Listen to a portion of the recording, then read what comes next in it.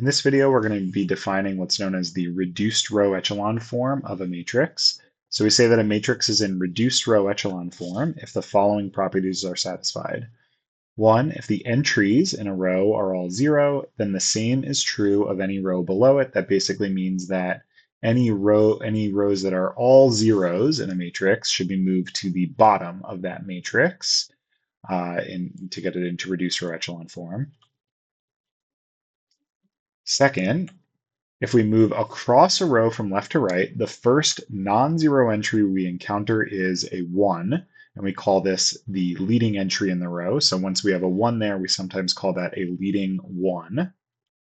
The leading entry in any row is to the right of the leading entries in all the rows above it. So our leading ones, our leading entries are non-zero. The first non-zero entry in our rows should move down and to the right as we sort of move down our matrix. And a leading entry is the only non-zero entry in its column. So we need these leading ones, these leading entries that are ones, to have zeros above and below them in order to be in our reduced row echelon form.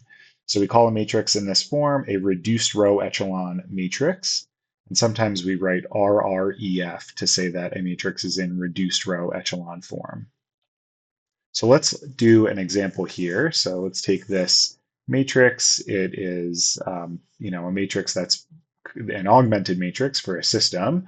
This particular system, since we have a 3 by, let's see, 1, 2, 3, 4, 5, 6 matrix, this particular system has 5 variables and 3 equations. So our first step to get this to reduce row echelon form might be to take row 2 and subtract row 1 and row 3 and subtract 3 row 1. So that gives us the matrix 1, 2, 2, 2, 2, vertical line 1, and then 0. 3 minus 2 is 1. 2 minus 2 is 0. 2 minus 2 is 0. 1 minus 2 is negative 1. 1 minus 1 is 0. And then our third row, 3 minus 3 is 0. 1 minus 6 is negative 5. 1 minus 3, or excuse me, 1 minus 6 again is negative 5. 1 minus 6 again is negative 5. 1 minus 6 again is negative 5.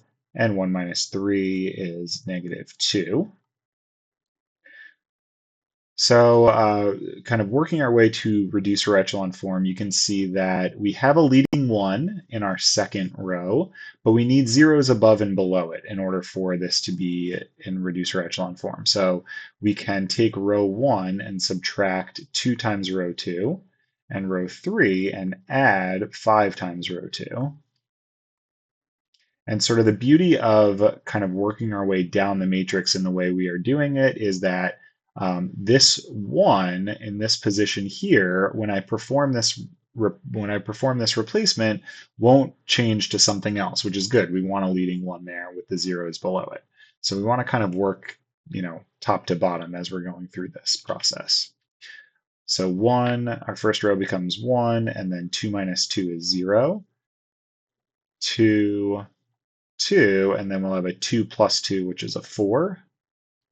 And then we'll have a 1 minus 0. Second row doesn't change, 0, 1, 0, 0, minus 1, 0.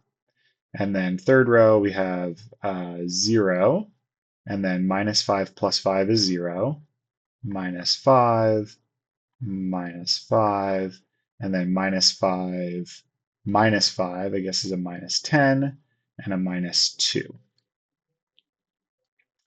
Okay, one more step here, maybe a couple more steps actually.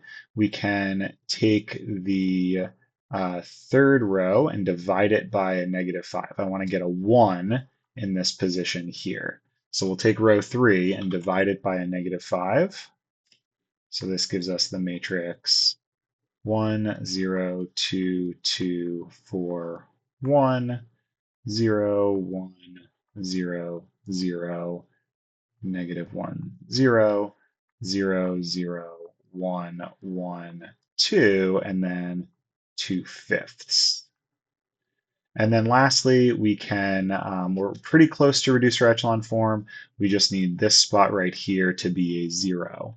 So we'll do row 1 minus 2 row 3 to accomplish that.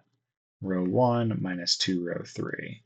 And so we get 1, 0, 2 minus 2 is 0, 2 minus 2 is 0, 4 minus 4 is 0, and then 1 minus 4 fifths, so that's 5 fifths minus 4 fifths would just be 1 fifth. Okay, and then 0, 1, 0, 0, negative 1, 0, 0, 0, 1, 1, 2, 2 fifths. And I think we are there. Let's just go back to our list and kind of confirm. So we don't have any entries in a row that are all 0, so we don't have to worry about that first one.